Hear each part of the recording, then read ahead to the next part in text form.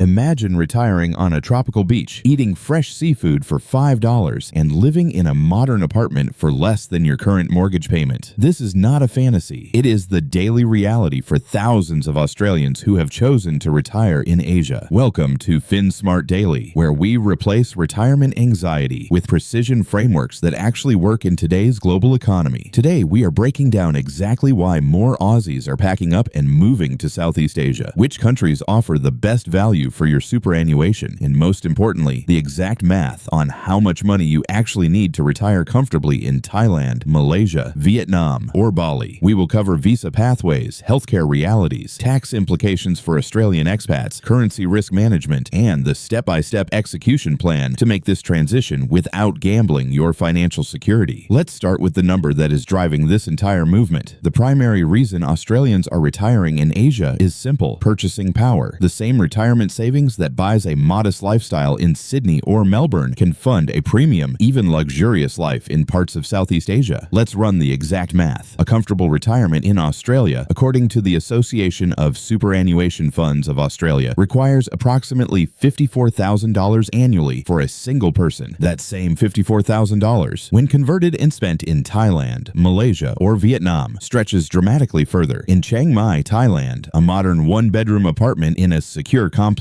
rents for $300 to $500 Australian dollars per month. In Kuala Lumpur, Malaysia, you can find similar quality for $400 to $600. Compare that to Sydney, where the same apartment costs $2,000 to $3,000 monthly. The difference is not marginal. It is transformative. Your housing budget alone can shrink by 70 to 80%, freeing up capital for travel, healthcare, experiences, or simply extending the runway of your retirement savings by decades. But cost of living is only one piece of the puzzle. Let's talk about the lifestyle upgrade that many retirees experience. In Australia, $54,000 a year means budgeting for groceries, utilities, transport, and the occasional dinner out. In Asia, that same income can cover a domestic helper, weekly massages, premium healthcare, international travel, and dining at high-end restaurants multiple times per week. The psychological shift is profound. You move from calculating every expense to enjoying abundance within your means. This is not about escaping Australia. It is about optimizing your capital for a higher quality of life. Many retirees report feeling younger, more active, and more engaged because their money goes further, reducing financial stress and opening doors to experiences they could not afford at home. The key is to approach this transition with intention, not impulse. You are not running away from something. You are running toward a strategically designed lifestyle. Now let's address the practical pathway, visas, and residency. Each Asian country has different rules, and choosing the right one depends on your age, income, and long-term goals. Thailand offers the retirement visa for applicants aged 50 and above, requiring proof of 800,000 Thai baht in a Thai bank account, or a monthly income of 65,000 baht, or a combination of both. Malaysia's Malaysia, My Second Home program, recently revised, requires proof of offshore income of 10,000 ringgit monthly and liquid assets of 500,000 ringgit. Vietnam offers long-term tourist visas that can be extended, while Bali, Indonesia, has introduced a 5-year retirement visa for those over 55 with proof of pension income and health insurance. The Philippines offers a special resident retirees visa with various deposit requirements. The critical insight: do not choose a country based solely on cost. Choose based on visa stability, healthcare access, expat community, and your personal comfort with language and culture. A cheap country with complex bureaucracy or limited medical infrastructure is not a bargain if it compromises your security or peace of mind. Healthcare is the non-negotiable pillar of any retirement plan, especially when you are living far from home. The good news is that many Asian countries offer world-class medical care at a fraction of Australian prices. Thailand, Malaysia, and Singapore are regional healthcare hubs with JCI-accredited hospitals, English-speaking specialists, and advanced technology. A routine consultation might cost $30 to $50. A major procedure like a knee replacement might be $5,000 to $10,000, compared to $20,000 to $40,000 in Australia. However, you must plan proactively. Purchase comprehensive international health insurance that covers evacuation to Australia if needed. Budget for annual checkups and maintain a dedicated healthcare fund within your retirement capital. Do not rely solely on public systems or assume your Australian coverage extends overseas. The goal is to enjoy lower costs without compromising quality or access. Research hospitals in your target city before you move. Connect with expat groups for first-hand recommendations, and always have a backup plan for serious medical events. Now let's calculate the exact amount you need to retire in Asia, because generic internet figures are useless without your personal context. Your retirement number equals your target annual lifestyle cost divided by your sustainable withdrawal rate, adjusted for currency risk and inflation. If you aim for a comfortable Asian retirement costing 30,000 Australian dollars annually, and you use a conservative 4% withdrawal rate, you need $750,000 invested. But here is the critical adjustment. You are earning and spending in different currencies. If your portfolio is in Australian dollars, but your expenses are in Thai baht, currency fluctuations can significantly impact your purchasing power. To mitigate this, hold a portion of your capital in a stable currency like USD or SGD, or invest in global assets that generate income in multiple currencies. Additionally, factor in inflation, which in some Asian countries runs higher than Australia's. Your $30,000 budget today might need to be $39,000 in 10 years. Build a buffer into your calculations and review your withdrawal rate annually to ensure sustainability. Let's run two realistic examples so you can see how this plays out. Consider a 60-year-old Australian couple with $800,000 in superannuation, targeting a comfortable retirement in Chiang Mai, Thailand. Their estimated annual costs: rent $6,000, food and dining $12,000, healthcare $5,000, travel and leisure $10,000, utilities and MIAC $7,000. Total $40,000 Australian dollars annually. Using a 4% withdrawal rate, they need $1 million to sustain this indefinitely. With $800,000, they can fund approximately 20 years at this spending level, assuming modest portfolio growth. By supplementing with part-time remote work, rental income from an Australian property, or a slightly lower withdrawal rate in early years, they can extend this runway significantly. Now consider a 55-year-old single retiree with $500,000, targeting a modest lifestyle in Da Nang, Vietnam. Annual costs: rent $3,600, food and local transport $6,000, healthcare $3,000, travel and miss $7,400. Total $20,000 annually. At a 4% withdrawal rate, they need $500,000, exactly their capital. With careful budgeting, currency hedging, and a small buffer for emergencies, this is achievable. The math is not theoretical, it is mechanical. You define your lifestyle, calculate your costs, apply a conservative withdrawal rate, and adjust for currency and inflation. Currency risk management is essential when your assets and expenses are in different currencies. The Australian dollar can fluctuate significantly against the Thai baht, Malaysian ringgit, or Vietnamese dong. A 10% drop in AUD value means your Australian savings buy 10% less in local currency. To hedge this risk, consider holding a portion of your capital in a stable currency like USD or SGD, which are widely accepted in Asia and less volatile. Use multi-currency bank accounts to hold funds in AUD, USD, and local currency, converting only what you need for near-term expenses. Invest in global ETFs that generate income in multiple currencies, reducing reliance on any single currency's performance. Rebalance your currency exposure annually based on your spending needs and market conditions. The goal is not to speculate on currency moves, but to protect your purchasing power from unexpected swings. Now let's talk about the best countries in Asia for Australian retirees based on cost, visa ease, healthcare, expat community, and lifestyle fit. Thailand remains a top choice for its established expat infrastructure, affordable healthcare, and vibrant culture. Chiang Mai offers cool mountains and low costs. Bangkok provides urban convenience. Islands like Phuket cater to beach lovers. Malaysia appeals with its English proficiency, modern amenities, and the MM2H program, though recent changes have raised financial thresholds. Vietnam offers incredible value, rich culture, and rapid development, with Da Nang and Hoi An popular among expats. Bali, Indonesia attracts with its spiritual vibe, natural beauty, and new retirement visa, though infrastructure can be inconsistent. The Philippines offers English fluency, tropical islands, and friendly locals, but healthcare quality varies outside major cities. Singapore is world-class but expensive, better suited for high net worth retirees. The right choice depends on your priorities: budget, healthcare access, community, climate, and cultural comfort. Visit your top contenders for at least a month before committing, and connect with expat forums for unfiltered insights. The execution plan to make this move successfully requires deliberate steps, not wishful thinking. First, define your target lifestyle and calculate your exact annual budget in Australian dollars. Second, research visa requirements for your preferred countries and ensure you qualify. Third, consult a cross-border tax advisor to structure your finances efficiently. Fourth, open international bank accounts and set up currency hedging strategies. Fifth, secure comprehensive comprehensive health insurance with evacuation coverage. 6th, visit your target location for an extended stay to test the reality before selling your Australian home. 7th, downsize or rent out your Australian property to generate passive income. 8th, build a 3 to 6 month emergency fund in local currency before you arrive. 9th, connect with expat communities online and in person for support and advice. 10th, maintain ties to Australia for emotional and practical backup, but commit fully to your new life to maximize the benefits. This is not an escape. It is a strategic relocation designed to enhance your retirement quality through geographic arbitrage. Let's address the common fears that hold people back. What if I get sick and need to return to Australia? That is why you purchase international health insurance with evacuation coverage and maintain a financial buffer. What if I hate it and want to come home? That is why you rent initially, keep your Australian property or a storage option, and maintain your citizenship and superannuation. What if currency swings wipe out my savings? That is why you hedge with multi-currency holdings and conservative withdrawal rates. What if I feel isolated? That is why you choose locations with active expat communities and make an effort to learn basic local language and customs. Every risk has a mitigation strategy. The key is to plan for them proactively, not avoid the opportunity entirely. The Australians who succeed in retiring abroad are not reckless adventurers. They are intentional planners who have done the math, prepared for contingencies, and committed to the lifestyle they designed. So how much do you actually need to retire in Asia? The answer ranges from $500,000 for a modest single lifestyle in Vietnam to $1.2 million for a comfortable couple's retirement in Thailand with healthcare buffer and currency hedge. These are not arbitrary figures. They are derived from real cost data, conservative withdrawal rates, and risk-adjusted planning. Your number will be unique to your lifestyle preferences, health needs, and risk tolerance. Calculate it honestly, plan for it systematically, and execute with discipline. The opportunity to retire in Asia is not about escaping Australia. It is about leveraging global cost differentials to design a retirement that offers more freedom, more experiences, and more financial security than staying at home might allow. If this breakdown gave you a clear path forward, hit that like button right now. It helps more Australians find this content. If you are not subscribed yet, now is the time, and turn on notifications so you never miss the next breakdown. Drop a comment with your target retirement country and your estimated budget. I read every single one and respond to as many as I can. I will see you in the next video.